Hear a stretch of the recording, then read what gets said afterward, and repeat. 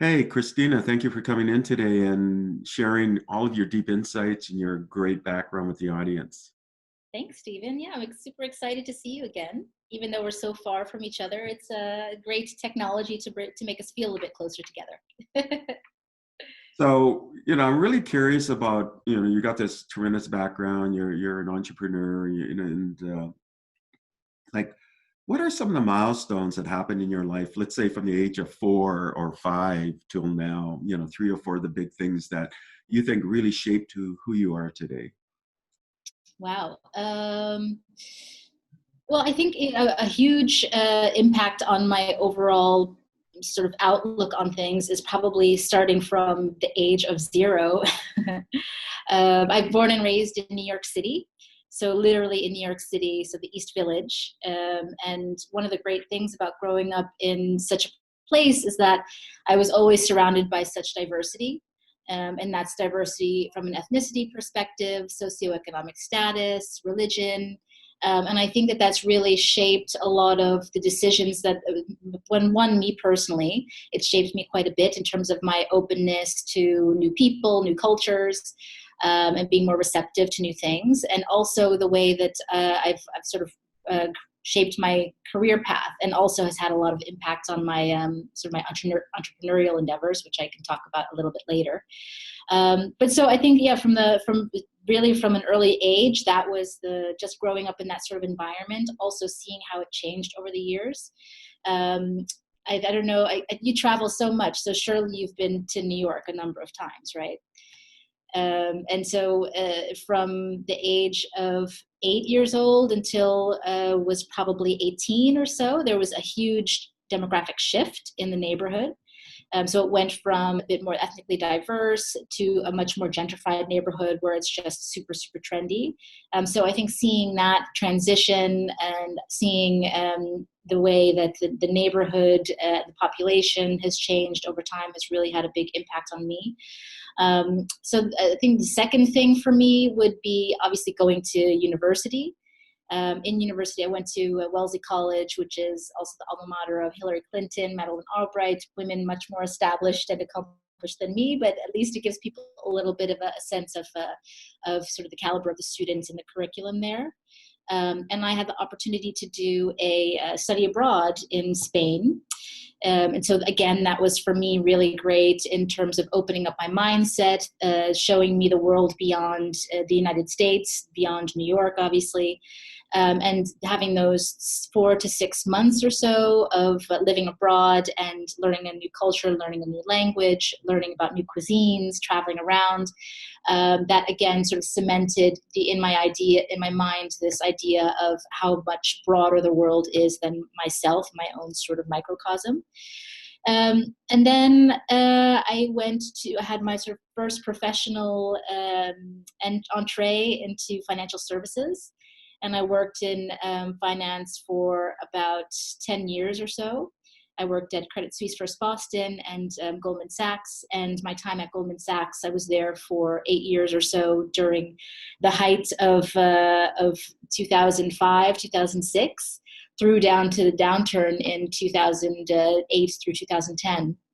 And so that again was another, I think for me, professional milestone in realizing how quickly things can change in an instant, never getting comfortable.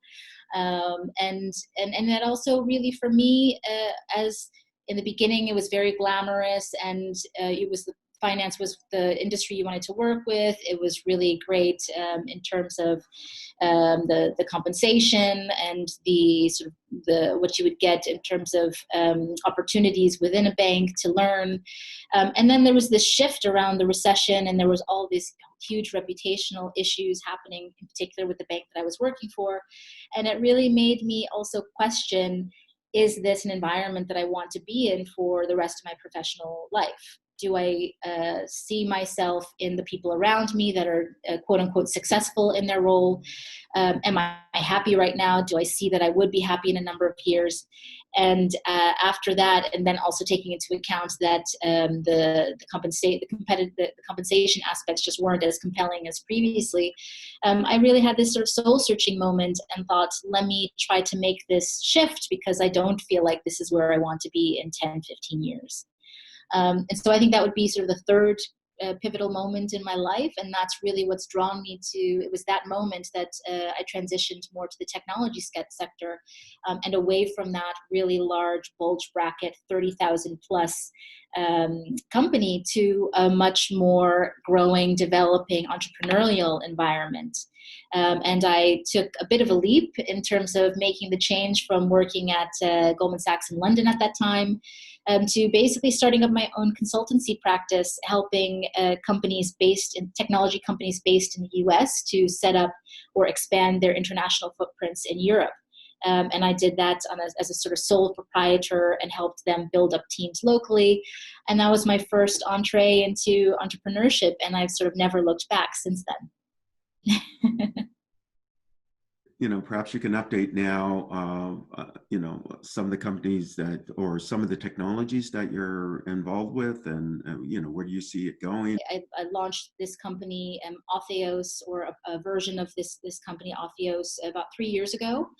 It was when I was asked to join on and sort of redevelop the product, it was a content management system that was focused on video content, basically pushing video contents from brands like Philips, L'Oreal, Microsoft to the resellers that they were selling through, so e-commerce platforms. So making sure that as we're visiting sites online, that there was some sort of more engaging content that consumers could watch in order to understand a little bit more about a product.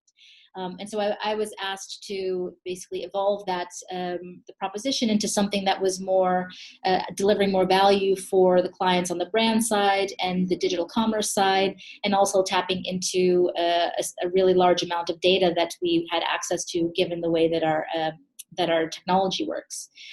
So basically, about 3 years ago, when I came onto the company, I did a lot of research and a lot of customer interviews to understand what are some of the challenges that the brands and marketeers and e-commerce platforms are facing in delivering a great user experience.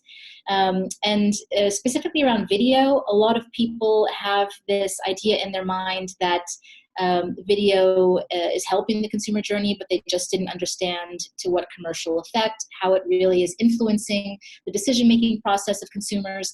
So that was really what I latched onto, and we started just creating a lot more measurement capabilities with our technology. So it's cookie session based every time. So it's an embed code that's installed on either a brand's own consumer site or a sort of Amazon-like reseller site. And every time a consumer pops onto one of their pages, our code is launched and certain metadata is sent to us along with certain events data. Are they clicking on certain things? Are they watching the video? What sort of interaction do they have with the video? Are they purchasing the item or not? All of that is being fed into models that are basically are understanding relationships between these different data points and trying to make predictions on whatever that reward KPI is that we're focusing on. So that it's sort of evolved into this platform that's all focused on creating a better consumer experience, so helping the brands to understand more about the optimization of their content so that they can deliver a better message to their consumers and trying to sell the product. And also from a performance perspective, being able to show the content in a contextually relevant way that's going to help the consumer to buy that product more quickly and more confidently. So in terms of the technology and the techniques that we're using, it's first it was all about collecting the data, doing all the modeling, exploring the relationships between these data points, and then it's evolved into a number of different applications of artificial intelligence, machine learning, basically to be able to predict using all these historical data points what content is going to perform best for that specific consumer in that specific context where they are in their decision-making process. We also have used computer vision to detect items within video that is then used to overlay on certain performance trends that we see, and we funnel those information, those insights back to brands and help them to basically craft a smarter, more data-driven video strategy. On top of that, there's also this element of maybe more simple logic-based video algorithms using different inputs like the time of day, the device they're on, what social media campaign they're being driven from. And that's really where I see also a lot of interesting things that tie into my own background of promoting this sense of inclusivity. So a lot of marketeers are using advertising as a mechanism to try Google, like YouTube or Instagram, Facebook. They're creating these audiences that are targeting certain demographics or certain interest groups. And then they're creating these campaigns that are really resonant. But then once they drive traffic from those social media campaigns onto their site, it all collapses. And there's this very generic marketing message or visual message that's being shown to the consumer. So that's a lot of really from my own background, realizing that there's all of these different types of people around me who make decisions differently, have different attention spans, look different than me, and they should all be, delivered with some sort of a great experience with the brand that reflects their own personality and interests. So that's a lot of what I'm excited about. And I think so I speak a lot about video intelligence, basically how to use data to create smarter video strategies for brands. I speak about social media trends, digital trends, and we met at the Hague Summit talking about accountability in the digital age. And for me, that's an area that's super important. Obviously, as we get more and more sort of precise in how we're targeting different audiences, we really need to understand how can we safeguard this data? How can we create tools so that if somebody doesn't want to be part of this campaign, we can extract them and make sure that they're not part of any of these more targeted tactics. And then also, being a thought leader in this area that's still quite untapped and unexplored. I find it super interesting. You were speaking recently in Europe, and what led you to speak in Europe on the particular topic area, and maybe you can share more thoughts around that whole area. So I talk about a lot of stuff. But I was recently in Zagreb over the weekend talking about accountability in the digital age. And I really tapped into a lot of the discussion points that we mentioned in the Hague Summit, which is how the speed of technology is still, it's moving quite quickly, but there's still so much in its infancy stage, still so many challenges that we're facing that are also shaping how regulators will need to think about what happens in the event of AI gone wrong. So that's something that I'm really, really interested in because it's still so much, there's still so much about that dialogue that hasn't yet been solidified. It's interesting. How did you get tapped for the Institute for Accountability, for the digital age? How did you get involved with that one? I know one of the board members, Amy van Wisper, and she and I, we were both on the list of the most inspiring women in the Netherlands in tech. And so we met through that sort of nomination process and were awarded with that really distinguished honor. And we just got to talking a little bit about her own work in ethical accountability within AI.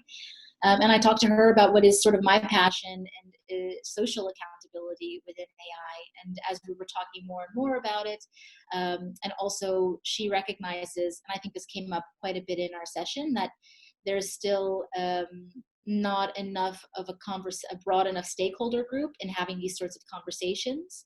This was really my first time at this summit where it had this wide array of policymakers, international agencies, academics. I'm typically more on the industry side of summits. And I also noticed that a lot of the people know each other. That means that most of the same people are probably, having this conversation around the world. And I think that's an amazing thing because then you can continue this dialogue because there's no easy answers. But it also, to me, demonstrated that it really needs to be broadened. And I think that there are these acknowledgements that you definitely need to have industry part of that stakeholder group that's going to be creating these frameworks that will eventually become the regulations that guide the digital age. But then there's this, there can be this danger that it's only the 5 to 7 top CEOs of the largest corporations who are involved in having those involved in those dialogues. And this came up also when talking a little bit, the representative from Unesco talking a bit more from the geographical perspective, how so much innovation is happening in Africa, yet all of those 80 to 100 different guidelines and frameworks that are being created are all excluding Africa as a continent. So it doesn't seem to be the right strategy that those who are really moving at the speed of light and might be the next Zuckerberg or the next Sergey Brin are not included in the conversation because their level of visibility isn't high enough. So I think Amy had a bit of this sort of in the back of her mind that those who are in certain pockets. So within the Netherlands, I have a pretty strong voice in this area, but outside of the Netherlands and in the NGO space, I'm not part of the conversation, but a person with a profile like mine would be a good one to start to include. So you mentioned the gentleman from UNESCO. So it sounds like his speech amongst, the many that were made had some impact. Are there some other indelible imprints that were made from the other presentations there, which was surprising for you or perhaps shocking for you? Yeah, I mean, I think to be honest, overall, it was quite shocking to me the level of immaturity that the regulatory, the rule of law is basically around certain things. And I guess it's maybe a bit naive to think that way, but if you really look at the headlines and how certain things, certain decisions will be made at a company level. If we look, for instance, right now around political ads, Twitter, Facebook, each having a different approach to how you sort of monitor and try to avoid unfair influence of decision making with voters. That there's a lot of these large companies are operating in a space where it has a huge amount of impact, the decisions that they make, but they're really making these decisions in somewhat of a siloed point of view, and things that are a little bit more most relevant to their own business models. And so for me, it was the fact that there are only guidelines right now, and there are 80 to 100 of them that have not yet been aligned across the world. That was for me really surprising. And also what was surprising is that I felt on our panel that there was a sort of lack of alignment on how quickly those panels those stakeholder initiatives should be created and who should be included. And I don't know how you felt about that, but it seemed as though there were some on one end where 2 years would be quick, and others saying 2 years, that's a huge amount of time. Things will be light years ahead. How can you say that? So the fact that there are these experts whose job essentially it is to try to come up with these frameworks, there to have so many differences of opinion, I found quite interesting and surprising. Was there any particular framework or idea presented that you thought, maybe we should put more support behind that one than perhaps the others? I think a more vertical approach would make a lot more sense. So looking at things on an industry by industry basis. So if I think about the challenges and even the opportunities in different applications of AI, in my industry vertical as a marketing/media tech company versus a med tech company, versus a security tech company where law enforcement agencies are using their technology to try to identify criminals in a crowd or try to monitor border control using computer vision. Like there are very different humanistic, moral, and frankly life-threatening issues to think about versus mine if maybe a brand has a reputational risk to consider. Until now, as I understand, most of these initiatives are really done on a more horizontal basis with these international agencies oftentimes leading the conversations. And then there's the issue of getting all of the different stakeholders involved, aligned on what are the things to focus on, what are the issues to try to combat, what are the potential downsides if something goes wrong. Getting all of those people in alignment will take, in my opinion, much, much longer than if you try as a sort of V1 type of initiative focus on the industry vertical. And then once you have a number of these different industry verticals with some sort of light framework in place, that can at least serve as guidance for some of those more horizontal international agencies to look and see what are the similarities, what are the synergies, how can we get all of these to sort of align behind a single approach. So I think it would be a sort of multi-stepped approach to coming up with what will ultimately become a regulatory framework.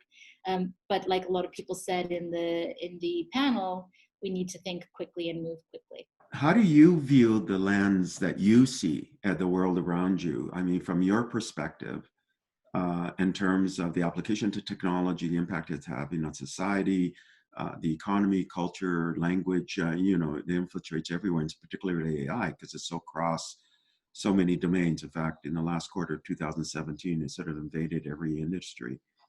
So Yeah. what's your lens, do you feel, from your perspective, that you bring? And then how does that add a particular perspective that we should all be paying attention to?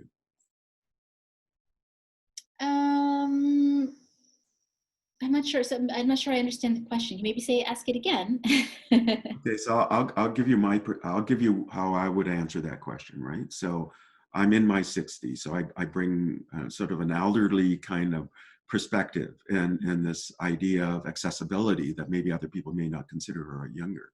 I'm a minority. I'm actually Asian minority, though generationally North American, but I have a more inclusivity means a lot, because in my lifetime, because in my 60s, and especially when I was a younger, I was excluded in many ways, right? Or I wasn't thought of as being part of the mainstream. And in fact, I remember in the early grades seeing this sort of map of humankind from pre-hominid to modern Homo sapien, and they had, it was amazing reflecting what they were showing of the ascent of humans, but it was, I would say, it's very Anglo-centric and sort of Right. right. And so I bring this kind of perspective. I come from a farming community as well, so it's a agrarian kind of background, and that brings another kind of perspective.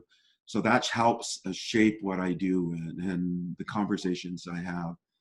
So I'd be interested to see how you view your perspective, and then how that shapes your involvement in different conversations, like at the summit recently, and the things that maybe people aren't paying attention to. That, and you brought some of them up already, right? But now I'm sort of asking you from your own personal perspective, the different roles that you play, and why that matters from your standpoint.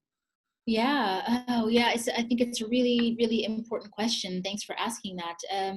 So everything that you mentioned is a huge, I relate to very much in terms of inclusivity. And that's, like I said, when I grew up, that's a huge reason that's, a huge, had a huge impact on my life. And I think the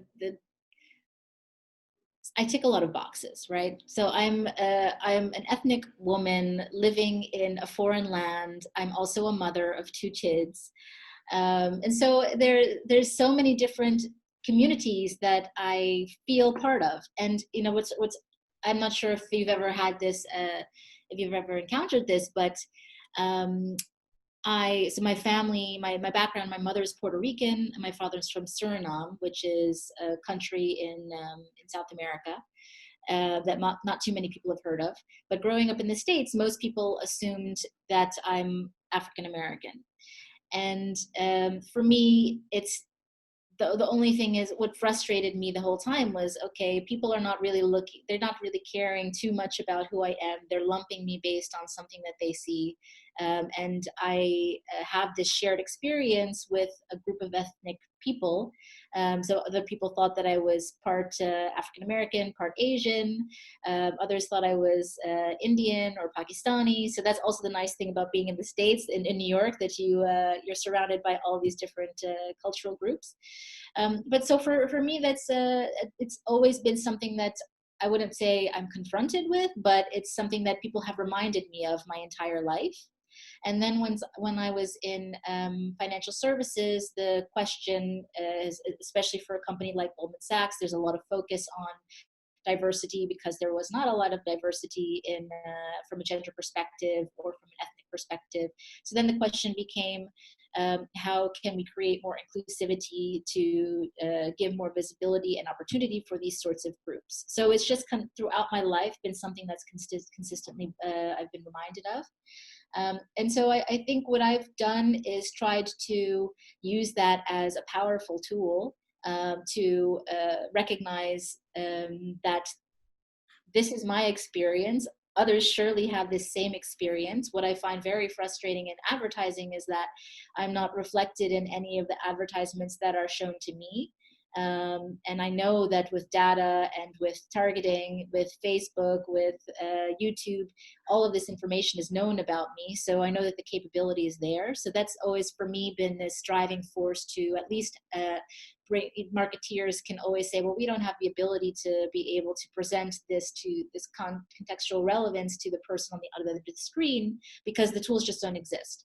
But now the tool does exist. So now that's something that brands can be more mindful of when they're thinking about what groups they should cater to, and in what sort of way should they create their messaging. So that's been a big, from a personal perspective, it's shaped my how I approach other people. From a mentoring perspective, how I've been mentored.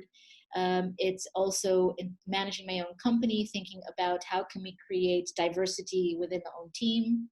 And that's not only about gender or ethnicity, it's also about culture, it's also about function. And then when I bring it to conversations like the one that we had at the Hague Summit, it's also trying to make this emphasis of, okay, there is a shared perspective, but let's bring diversity to that shared perspective. So where we have the shared perspective of wanting to create some sort of a way to have more create accountability within the specific technology that we're applying, let's make sure that everybody who's in the conversation is an expert, a deep expert, but let's also make sure that we're getting people on different levels of maturity in terms of the company, different geographies, and having them also somehow be part of the conversation. And then as a mom, I also get this question a lot of, how do I do the work-life balance? So for me, it's not just about being a mom, it's about being a parent. In the Netherlands, we're quite lucky in that there's less of these more gender-defined roles in terms of caretaking. So the men often also have a daddy day, like a mom will have a mama day. So there's this sense of shared responsibility in raising children. So whenever I get that question, because I'm also often asked to speak at events that are, for more junior women, or just talking about female entrepreneurship in general, I always try to steer the question away from being a mom and more towards being a parent. And it's again about inclusivity. I know that one dad in the room also has it hard sometimes, and he shouldn't be overlooked just because he's a man and not a woman. He's still having to leave work early sometimes, or skip a business trip because his child is sick.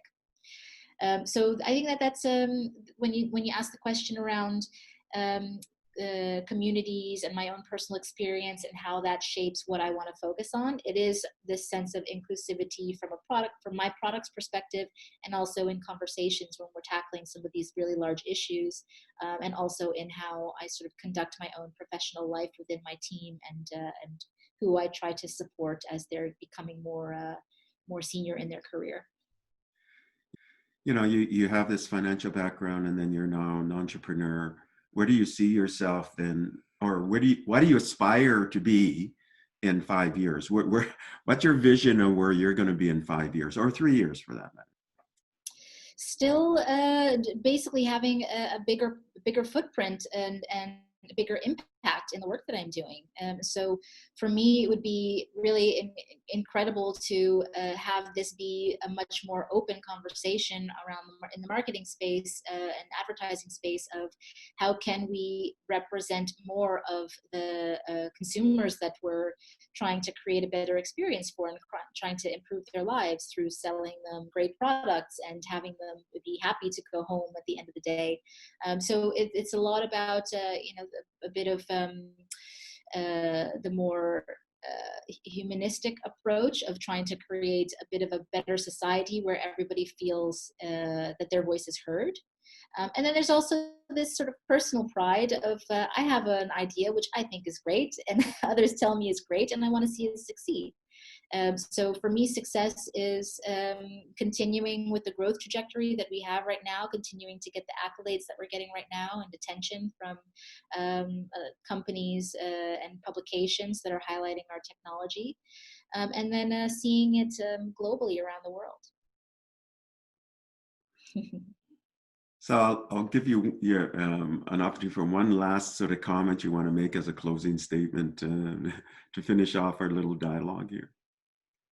So for me, a lot of these interviews with people who are so experienced and diverse in talents as yourself are a great learning opportunity for me.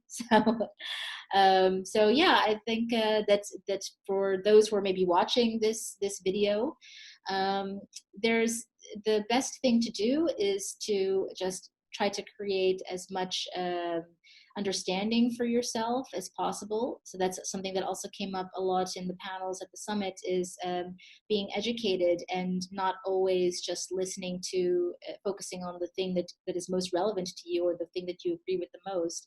It's also opening up your view and understanding how other people think, even if it's in conflict to what you think. Try to understand that more. Again, inclusivity in conversation, and I think that's super important in this digital age, to make sure that we're not all on opposite sides of the room. Your closing comment actually could open up another interview. I know. That's the thing. It's a whole rabbit hole. I mean, there's so many.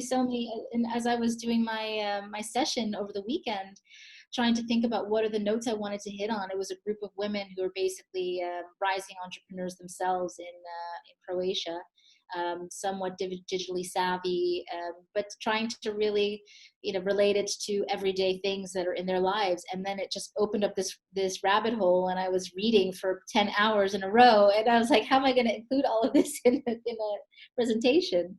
So, but that's fun. I really love it. And I'm looking forward actually to contributing to some of the findings report from our summit as well, and seeing what others write. Well, thank you for coming. Thank you for coming in today and sharing your really insightful views. You're clearly talented and brilliant, and you're shaping the world, and you're working so hard to do so. And you have this really interesting perspective that has to be listened to, as because you've done so much in your life. You continue to make significant contributions. So again, I really appreciate you coming in and sharing some of your insights with us today. Thank you so much, Stephen. I really appreciate you taking the time to have a chat. And I hope next time you're in the Netherlands, let me know. Absolutely. Okay, bye. Take care.